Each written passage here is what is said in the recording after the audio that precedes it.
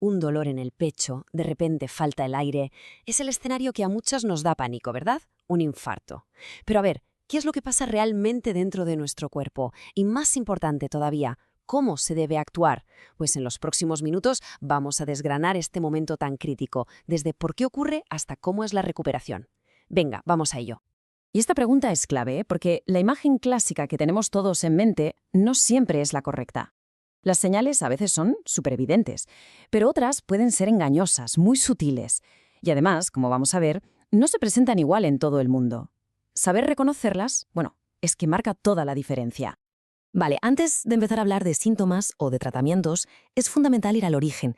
¿Qué es exactamente un infarto a nivel, digamos, mecánico? Vamos a ver cuál es la cadena de sucesos que acaba provocando esta emergencia. El punto crucial es este. El corazón es un músculo, y como cualquier músculo, necesita su propio combustible, que es sangre rica en oxígeno. Las arterias coronarias son las tuberías que se lo llevan. Pues bien, un infarto o infarto de miocardio pasa cuando una de esas tuberías se atasca por completo.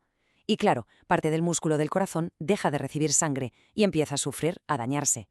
¿Y qué es lo que causa ese atasco? Pues en la gran mayoría de los casos, el culpable es un proceso que va ocurriendo muy poco a poco, que se llama enfermedad arterial coronaria. Con el tiempo se van acumulando depósitos de grasa, que los médicos llaman placas, en el interior de las arterias, y esto hace que se vayan estrechando y volviendo más rígidas. Y aquí viene lo interesante de esta secuencia, el punto de inflexión. El problema gordo no es la placa en sí, sino lo que pasa cuando se rompe. El cuerpo, para intentar repararla, crea un coágulo, como una costra. Pero a veces ese parche que crea el cuerpo crece sin control y, ¡zas!, cierra por completo el paso de la sangre. Ese es el momento exacto en el que empieza el infarto. Ahora que ya entendemos el porqué, pasemos al cómo. ¿Cómo nos avisa el cuerpo? Reconocer las señales de alerta es la primera línea de defensa, y la verdad es que es una información que todos deberíamos tener a mano.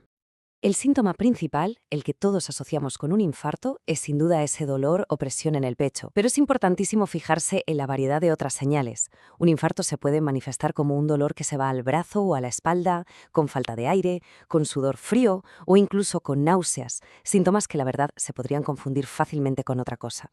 Y este es un punto importantísimo, de verdad. Aunque el dolor de pecho es lo más frecuente en general, resulta que en las mujeres es más probable que aparezcan otros síntomas. Hablamos de esa falta de aire, náuseas o un dolor que no es el típico, en la espalda o en la mandíbula. Es una diferencia clave que no se puede pasar por alto. Ante la sospecha de un infarto, cada segundo cuenta. Una vez se llega al hospital, el equipo médico actúa a toda velocidad. Vamos a ver cómo confirman el diagnóstico y cuáles son los primeros pasos que dan. Para tener una imagen completa de la situación, los médicos combinan varias pruebas.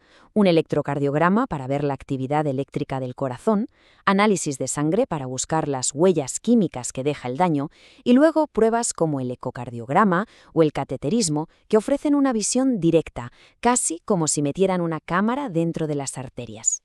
El objetivo es uno y es muy, muy claro. Hay que conseguir que la sangre vuelva a fluir por la arteria que se ha obstruido. Y hay que hacerlo lo antes posible. Cuanto más rápido se logre, menos daño sufre el corazón. Toda la estrategia del tratamiento gira en torno a esa meta. Y para lograrlo hay principalmente dos caminos. Por un lado, se pueden usar unos medicamentos muy potentes por vía intravenosa que básicamente disuelven el coágulo. Y por otro lado, que es lo más común hoy en día, se puede hacer un procedimiento para colocar un stent. Esto es una especie de muelle metálico muy pequeño que se introduce en la arteria y la expande para mantenerla abierta. Claro que hay casos en los que colocar un stent no es posible, por ejemplo, si hay muchas obstrucciones. En esas situaciones hay una alternativa quirúrgica, la cirugía de bypass. Esto consiste literalmente en crear un puente, un desvío, con un vaso sanguíneo de otra parte del cuerpo para que la sangre pueda saltarse la zona que está bloqueada. Superar la emergencia es solo el primer paso. El trabajo de verdad empieza después.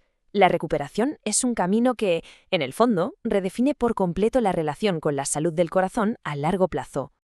Por lo general, después de un infarto que no ha tenido grandes complicaciones, la estancia en el hospital suele ser bastante corta, de unos 3 a 5 días. Es el tiempo necesario para estabilizar al paciente, empezar con el tratamiento y planificar los siguientes pasos.